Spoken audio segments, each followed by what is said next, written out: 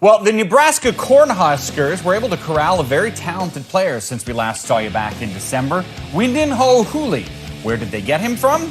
Hawaii. In fact, he's the #1 player out of the island state. 4-star linebacker, ranked as one of the top 150 prospects in the country. And Nebraska actually has another top 20 ranked class. That makes it 3 straight years in a row that they have the top ranked class. You see a tight end there, Thomas Fedoni. He's the #1 player from Iowa and the #2 tight end in the country. We talked with Scott Frost about his class back in December. We've got about 13 incoming kids that are going to be early enrollees and be here in the winter. That's going to help get them around their teammates, get them used to college, get them spring ball, hopefully, and get that experience. And that always gives kids a better chance of playing early. Did the pandemic make this class more regional than you might normally do? Yeah, I think it has. I think part of that is because there was really good talent in our state and our region this year that we were excited about. Not being able to bring kids onto campus from far away probably led it to be a little more regional as well. Scott, what have you learned over the last few years about recruiting to the Nebraska Cornhuskers these days? Every place has a different formula. I don't think you can just plug formulas that work at one school into another school.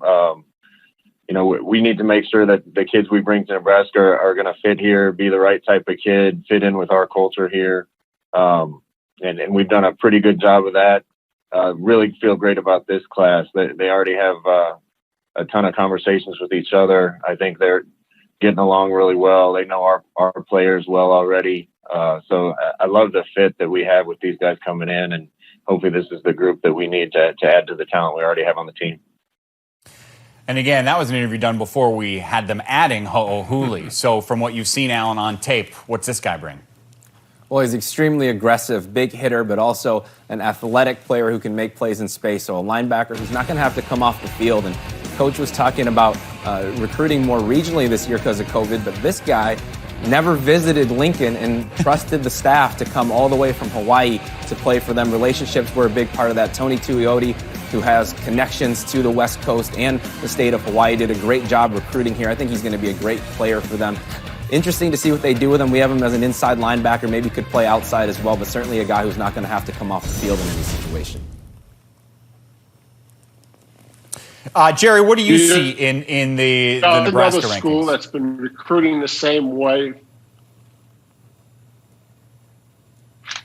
Go ahead, Jerry.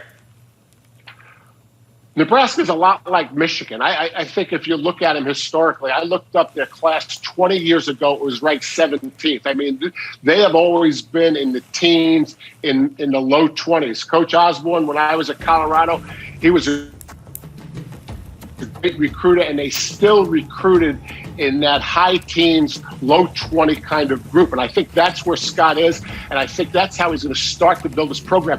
The difference in a generation ago about the Nebraska program is they were on the cutting edge of academic support, of nutrition, of strength and conditioning program. There was an unlimited walk-on program. Now it's a little bit more limited by rule. So this is the way that Scott Frost, he played under this type of recruiting organization, and I think it'll get him to Indianapolis if they continue to do it. Will it get him to the national championship? I don't think they can continue to recruit this way and get in national championship with this kind of classes. But it's always been high teens, low 20s for Nebraska as long as I can remember. Yeah, Coach, you talk about some of the support systems off the field. When you talk about nutrition, you talk about recruiting, you talk about academics. All those things are still in place for Nebraska.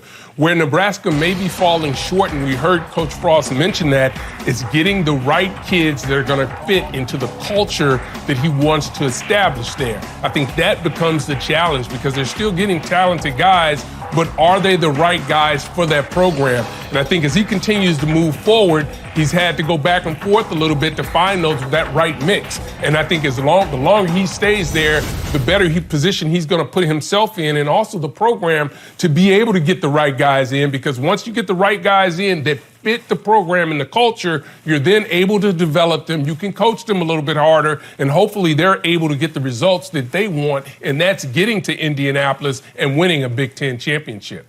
6 straight top 25 ranked classes now for the Cornhuskers when it comes to recruiting.